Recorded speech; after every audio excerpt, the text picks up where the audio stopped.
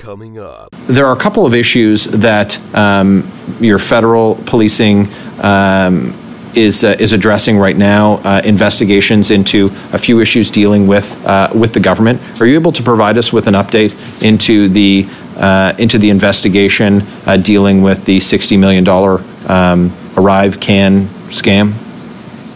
Specialized Policing Services said that the RCMP has ongoing relationships with all social media platforms through its National Cybercrime Coordination Center. Has the RCMP examined the information surrounding serious allegations contained in the Globe and Mail report about a major national security breach involving top Liberals close to the Prime Minister, perhaps even the Prime Minister himself?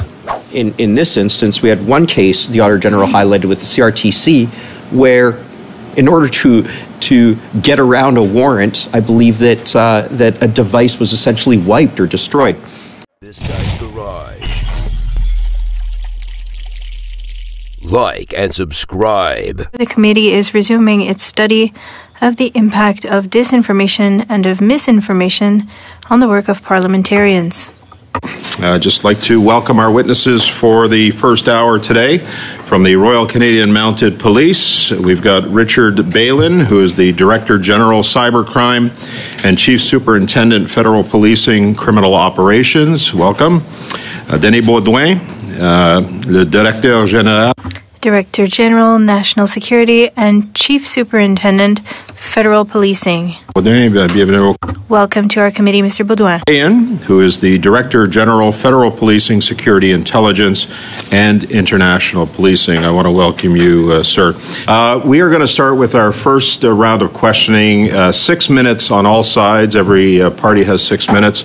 And we are going to start with Mr. Barrett. Go ahead, Mr. Barrett, please. Is the RCMP adequately funded to address the cyber threats that Canada faces? Thank you for the question, Mr. Chair. I mean, I would. Earlier last week, Deputy Commissioner Flynn, I think, said quite clearly that you wouldn't be able to talk to a chief of police anywhere in Canada and not hear that there would be an interest in discussion around resourcing, but I can tell you that the RCMP does have our cyber teams across the country. We have worked to staff these teams, to build training, to adapt to the threats, and we do surge resources to that. So, and I do believe that we are, at this time, able to work at a level of criminality that is representative of the threat. Yes. Okay, so other police forces need more resources. The RCMP does not. Is what I'm extrapolating from your answer. It's just a quick yes or no would be great. Are you properly resoured? We are to address the threats that are facing Canada. It's worth having discussion about resources, absolutely. But yes, I'll say we are resourced right now to deal with the threat. Okay. Could the government be doing more to deter foreign interference and protect Canadians from intimidation from hostile foreign states? It's hard for the RCMP to comment on the government, Mr. Chair. What we can say is that we welcome the new legislation in Bill 70, which has just recently been enacted on August 19th. So we look forward to be able to work with our partner at PPSC to test this new legislation. And like your earlier question was on cybercrime, on the national security and foreign actor interference. We received funding recently through the ASA-MC, but nonetheless, with the rise of violent extremism in Canada, it's certainly competing with our ability. So we have. What's the operability like between the RCMP and the CSEC to deal with these types of issues? CSEC is self-described as being responsible for foreign signals intelligence, cyber operations, and cyber security. So, is there a table that exists? I just need a very quick answer where you address threats from hostile foreign states cyber threats targeting Canadians? Short answer is yes, there is. Okay, and the name of that is? Would be NCREW, which is the National Cyber Response Unit. Okay. And there's a number of other committees and meetings that do discuss threats as they occur. And if a Canadian were targeted by a hostile foreign state with a hostile attack, a malware or hacking attempt, foreign state sponsored, how would that, and it was intercepted by you or your partners at that table, the CSEC, how would that Canadian come to learn that had happened? So would you notify the individual that a foreign state had targeted them? I mean, it really depends on the nature of what was found and who found it. But that committee would be the place where that discussion would take place and deconfliction would take place. And then a decision would be made going forward as to the nature of that threat and how to deal with it. Of course, we had an example this year where parliamentarians across party lines were targeted, where it was revealed earlier this year, I should say, by a foreign state-sponsored attack, APT31. And of course, the individuals who were targeted were all legislators, and none of them were notified by anyone who sits at that table. So it's just interesting to know that conversation took place. I understand that that the paper got shuffled over to the House of Commons, but of course that gives cold comfort to the affected individuals and would leave other Canadians wondering what would happen to them if they were being targeted, and would they be informed, or do they have to depend on their employer to be notified and then informed, or should they wait for the FBI to let them know, which is what took place in this case, is how Canadians came to know that had occurred. There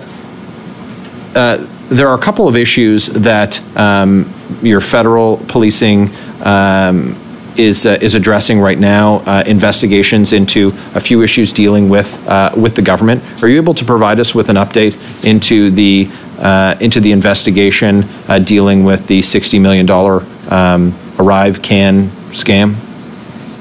We're not gonna be able to comment on any investigation, and even this is outside of the national security portfolio. So definitely not the right person to answer these questions. Did he say he's not able to answer the question? I can't hear what he's saying. That's what I heard. Okay. Yeah, and Mr. Beaugen, if you just raise your voice a little bit more, it would be helpful. I'm having a tough time hearing, but he did say that, Mr. Barrett. So okay. Yep. The only thing I said is that we're not going to be able to comment on any investigation, whether any of them, and including this one, is outside of my responsibility. So I'm certainly not the right person to get these questions directed to. With respect to the question of, I understand why in the question that Mr. Barrett had asked, there would be times where you would discuss whether or not an individual should be made privy to information in terms of a foreign threat if you thought perhaps that individual was colluding with or an agent of the foreign source. But in the event that you realized that the person was blameless and was being made susceptible to threats from a foreign source, what would be the reason the RCMP would not advise that individual? There's a variety of reasons, including when we are dealing with foreign states conducting this investigation. So there could be caveats as to what we can do with the information. It could be a request from another agencies to not act on them. There's a wide range of reasons why we wouldn't at some point.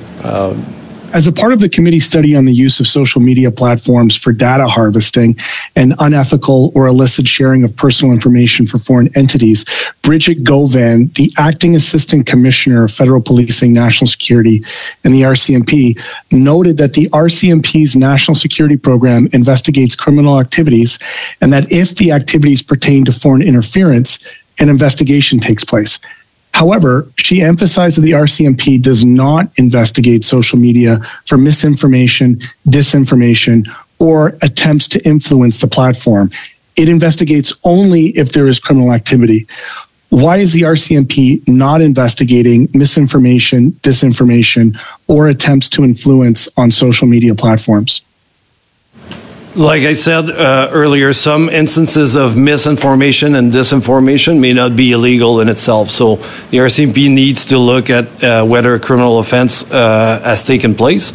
And when we establish this, then of course we will investigate, and it falls under the national security mandate. And when it involves cybercrime, then my colleague, Mr. Willem, would investigate. So for the purpose of this committee, given the study that's before us, in what context, if any, could the spread of disinformation online be subject of an RCMP criminal investigation? Like I mentioned earlier, it would be in relations to, with the goal to influence government processes, then that would become illegal. When was the last time an investigation like that occurred? You don't have to give specifics, but just to give a sense for how often this might be the case. One of the new section that just got enacted a few weeks ago. So since this new section has been enacted, there's already been an investigation under the new parameters. Is that correct? No, the only thing I'm saying is it's a very new law. So right now I'm not aware of it being used. But again, there's many investigations across the country. So prior to that, there was nothing. Is that what I'm hearing? On disinformation, it doesn't mean that like disinformation could come with threats, for example, then we could use the criminal code. We need to look at all the facts and not just the term disinformation. There's a wide range of criminal code offense we could use. I need clarity because I'm a little bit not understanding the response. I understood you to say that the criminal threshold is if there was evidence of an influence campaign or a foreign interference that would change the government's policy. Is that not correct? Yeah, it's interference in government processes. Okay, so with that being said, have you in your career ever had an investigation that met that threshold? Like I said, not personally, because this is a new law. It's been enacted about 6 weeks ago. And again, I'm sorry, I'm not trying to be stubborn here. Just to be clear, prior to that, there was no such investigation. Government processes, no. But what I was trying to explain is that there's other section in the criminal code that disinformation itself may not constitute the offense, but foreign state actor could have committed other offenses in the criminal code that we could utilize. Okay, again, in our study on social media platforms, Brian Larkin, the Deputy Commissioner of the RCMP's Specialized Policing Services, said that the RCMP has ongoing relationships with all social media platforms through its National Cybercrime Coordination Center, and that the RCMP also has protocols in place, particularly around things like child exploitation and harm to young people. Does the RCMP, given the new law, now have specific protocol in place for dealing with foreign states spreading misinformation online in Canada? I'm not sure I understand the question, sir. You're asking if we have contacts within the social media platforms in regards to disinformation? Mr. Larkin said you did. Yeah, I'm asking you. Yeah, we do. Do you have specific protocols in place for dealing with foreign states spreading misinformation online in Canada, whether it's through the National Cybercrime Coordination Center or any other policy or protocol you might have within the RCMP? So we maintain, especially on the major platforms, we maintain contacts with their security branch on a wide range of investigations, because social media is used by all criminals, not just disinformation. So we maintain contacts with them for to obtain information when needed. I'm sorry, I'm going to ask the question, and it's for the purpose of the study. Can you please provide this committee with the specific protocols that you have in place when dealing with foreign states spreading misinformation online in Canada? Can you do that for us? I'm trying to answer the question, sir. What I was trying to explain is that we don't police the internet. We don't have specific We need a victim. So when people come forward with allegations of disinformation and criminal offenses that would have occurred on the platform, then we have protocols to engage with the social media companies to ensure we capture this information. Can you give us some examples of how the RCMP engages with the public or the private entities that you've just listed or vulnerable communities to educate them about the risks of foreign interference activities? Yeah, so if we get an example, you're asking example. So if we get a complaint on people that would have received threats or online from a foreign state or actors of a foreign state, then we would engage the social media platforms sometimes on an urgent basis if there's threat to life to obtain information on the perpetrator and to ensure that we ensure public safety and stop the threats to that person. Okay. You'll have another chance, Mr. Green. We're going to come back to you in a few minutes. That concludes our first round. Mr. Cooper is going to start us off with our second round for 5 minutes. Go ahead, Mr. Cooper. Mr. Chair, on April 10th of this year, the Globe and Mail reported that in 2019, the then Liberal candidate, now Member of Parliament for Don Valley North, was tipped off by a Liberal Party member that he was being monitored by CSIS. It was confirmed at the public inquiry on foreign interference that only a select few top Liberals closely connected to the Prime Minister were present at classified CSIS briefing where this information was communicated. 3 top Liberals received the briefing, including Azim Ismail, the National Director of the Liberal Party. Mr. Ismail then briefed Jeremy Broadhurst, who did have the requisite security clearance, Broadhurst being a top advisor to the Prime Minister. Broadhurst then briefed the Prime Minister. So what we know is that 5 top Liberals, including the Prime Minister himself, were briefed. That information resulted in a leak in which a candidate, now Member of Parliament, was tipped off that he was being monitored by CSIS. Can you confirm that knowingly leaking classified information is an offense under Sections 13 and 14 of the Security of Information Act? Yes, leaking classified information is a criminal offense. And it would be fair to say that it is a serious offense punishable by up to 14 years behind bars. Yes, I believe you're correct. Yes. Following the Globe and Mail report, I sent a letter to the Commissioner of the RCMP dated April 12th of this year, bringing to his attention this apparent serious breach of national security, whereby all evidence points to 5 top Liberals, one of whom, or more than one of whom, may have betrayed their oath of secrecy and leaked classified information, undermining ongoing national security operations. And on May 3rd, 2024, I received a letter from the Commissioner acknowledging my letter. Since that time, has the RCMP opened an investigation? Mr. Chair, I won't be able to comment on any facts of whether we have or not an investigation. Well, okay, fair enough. I understand you might not be able to comment on it if an investigation has been opened, but the Commissioner did say in his letter that the RCMP will examine this information. So has the RCMP examined the information surrounding serious allegations contained in the Globe and Mail report about a major national security breach involving top Liberals close to the Prime Minister, perhaps even the Prime Minister himself? Mr. Chair, again, I'm not going to comment on this question. Well, has the RCMP contacted any of these top Liberals? Mr. Chair, again, I'm not going to comment on Well, I think there needs to be a certain level of transparency. I know you can't comment on any ongoing investigation. I understand that. I respect that.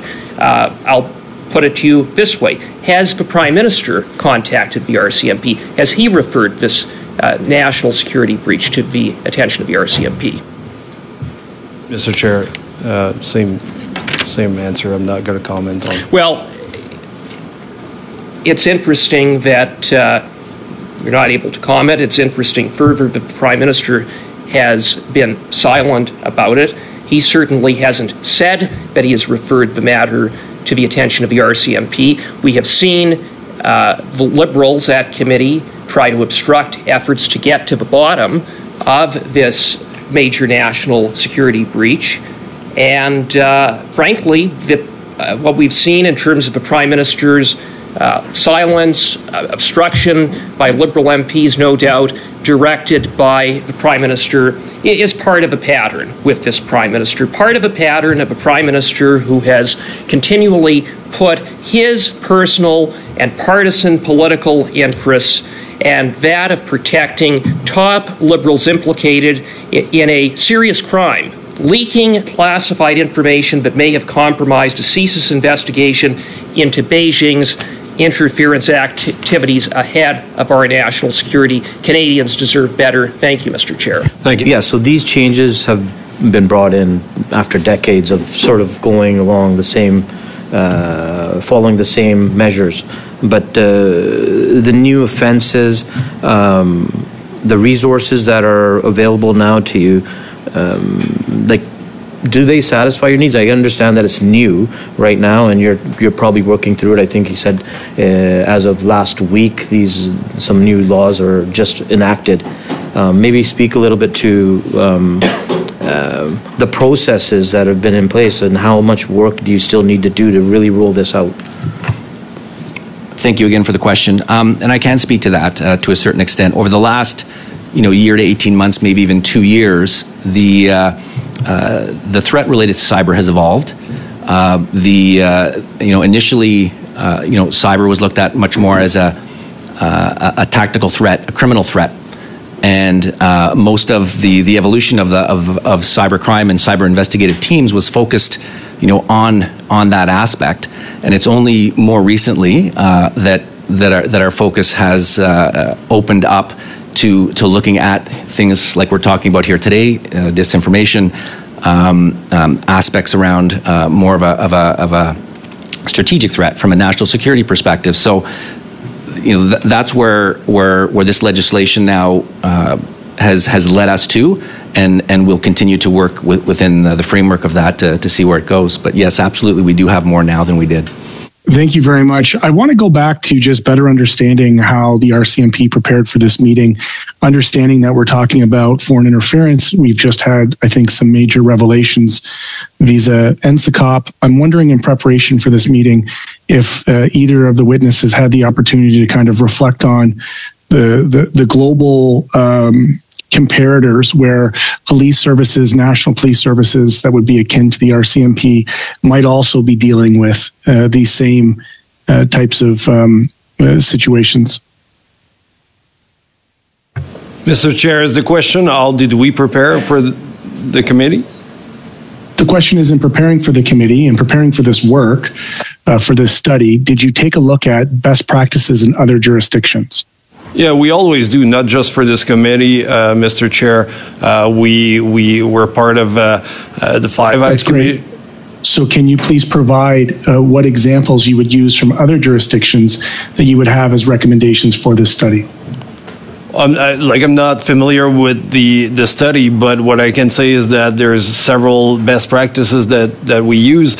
I think one of them that we're trying to do right now on foreign interference is break the silos between police services. And when I say silos, is really raise awareness of transnational repression, because the officers on the street may not realize that he's dealing with such a crime, and he may just see it as a threat. So, for example, we're trying to utilize some of these committees that are already in existence to spread the disinformation, including Bill C-70, to all our colleagues across Canada. So that's one example that we're utilizing to share information. Okay. In your opinion, what were the learnings from the NSICOP reports? Sorry, Mr. Green, I've stopped your time because I want to make sure that our witnesses are clear of what your demand is and what you're asking them. So, because I think it's important for this study that we do get an answer. So, if there's some other way that you want to rephrase it so that I've stopped your time to give you that opportunity. Thank you. I would ask, because of the nature of the time, if the witnesses from the RCMP would provide to us, this committee, in writing, any notes, any notes that they took, or any preparation memos that they had on examples from other jurisdictions that were dealing with this. He had mentioned that they're always looking at best practices. I'm keen to get recommendations from these witnesses here today for the purpose of our study. I don't know that I've necessarily gotten that to this point, and I just want to provide them the opportunity to provide in writing what direct recommendations they would take based on best practices from other jurisdictions in law enforcement. Okay, I think I'm seeing some heads nod at the end of the table here, and I think they understand what the request is, and so I'm going to ask through the clerk to follow up with the parliamentary affairs people in the RCMP to make sure that we get a response to that. Mr. Baudouin, did you have anything you wanted to add? No, I just want to apologize if I'm not answering the question to the level that you're seeking. It's certainly not on the will, so we'll happily provide a written response. Yeah, and this is why I wanted to. Once we get a clear questions that we fully understand the impact. That's why I wanted to have this interaction so that we are all of us are clear on what the ask is. So, Mr. Green, I still have you for 40 seconds. Are you good? Okay. I'm okay. I'm happy with that. Thank you for the intervention, Mr. Chair. Thank you. And I'm sorry, I don't normally do that, but I wanted to make sure that we had the information. We're going to go now to Mr. Caputo and then followed by Ms. Shanahan after that for 5 minutes. Go ahead, Mr. Caputo. Thank you, Mr. Chair. Thank you, Chief Superintendent Bailyn. Thank you, Chief Superintendent Baudouin. And thank you to our Director General Ohayon. Hopefully I'm addressing you the proper way here. Yes, good. Thank you. I want to pick up where my colleague, Mr. Barrett, left off, and he was speaking about appropriate resourcing. Now, the Auditor General released a report in June of this past year. I assume that, I'm not sure if you read that report. You're familiar with it. I see Chief Superintendent Bailyn is nodding his head with it. I think we're talking about the same report, but I'll wait for you to continue the question. It was a pretty major report in June. It talked about the RCMP and resourcing, and I know that it talked about resourcing generally, but my colleague, Mr. Barrett, did ask about resourcing, and I want to just take a quote here from that report and to put it to you, sir. And it says this: overall, the Royal Canadian Mounted Police Communications Security Establishment Canada and the CRT, Canadian Radio, Television, Telecommunications, did not have the capacity and tools to effectively enforce laws intended to protect Canadians from cyber attacks and address the growing volume and sophistication of cybercrime. Now, I believe that's a direct quote from the Auditor General. What do you say to that? Thank you for the question, Mr. Chair. What I would say to that is that we've learned from that report that the evolution of cybercrime has required us to focus our efforts at a higher level. I mentioned the word ecosystem earlier. So we are evolving our techniques. We are evolving tools. I did also say that I'm always interested in having a conversation about resourcing and how we can better approach and deal, with the aspects of cyber criminality. But I also said earlier as well, you remember that the Auditor General report did go back a number of years, and when we talk about our initial approach to cybercrime, cyber-enabled crime, frauds, and so on and so forth, where we've now evolved to that work that still needs to continue, but moving away from an incident response type aspect of cybercrime and working at a level of criminality that is about dismantling a system that enables cybercrime. So we're refocusing a lot of our efforts in that respect to make sure that we can adequately deal with the issue. Full of that, sir. I just given what the Auditor General has said, and given the slow machinations of government and how long it takes, and as somebody who prosecuted a great deal of cybercrime, I believe the Auditor General has put it quite clearly that resources are a problem. Resources are a problem. In this instance, we had one case the Auditor General highlighted with the CRTC where in order to get around a warrant, I believe that a device was essentially wiped or destroyed. In any event, I will move on here. To the RCMP superintendents, can you confirm that there are no PRC police stations operating in Canada at this time? Again, I'm not going to comment on the ongoing investigation. It's been well detailed that there is ongoing investigations on this, so I'm not going to provide any further comments. Well, with respect, I believe Minister Mendocino, as he was Minister of Public Safety, I believe he actually publicly commented on this issue in 2023, saying that the police stations had been shut down. Now, I think that this is a matter that concerns Canadians greatly, particularly groups that are targeted.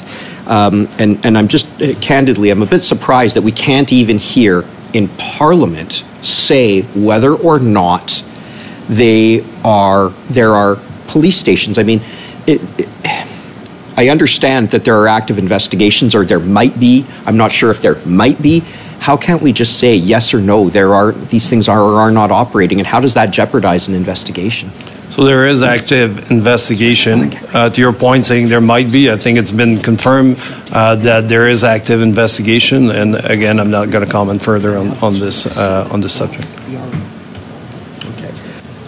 From what I can understand, and I know I don't have a whole lot of time, but my understanding is that the RCMP said that they shut these down, that this is in 2023.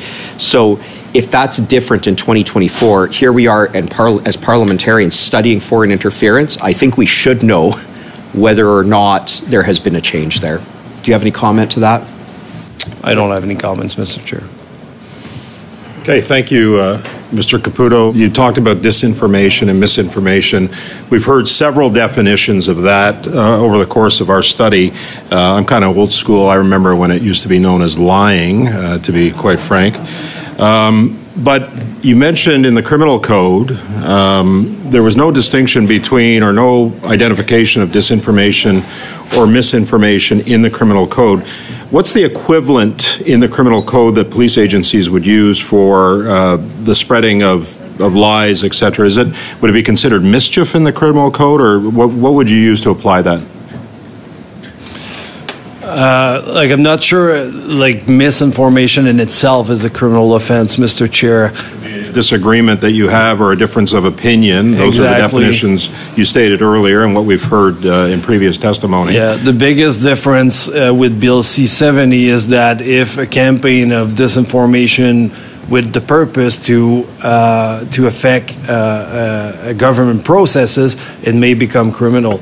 But you won't find these terms under the Security of Information Act. They're not defined in there.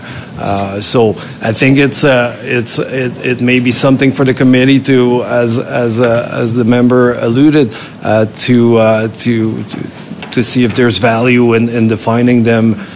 But for police services, we're dealing with harassment, we're dealing with intimidation, threats. So these disinformation, if somebody goes through this, but at some point he crosses the path and there's a threat, then all of a sudden, we investigate the threats, but not necessarily the lying, as you called it, that it used to be called, because oftentimes it may not be a crime.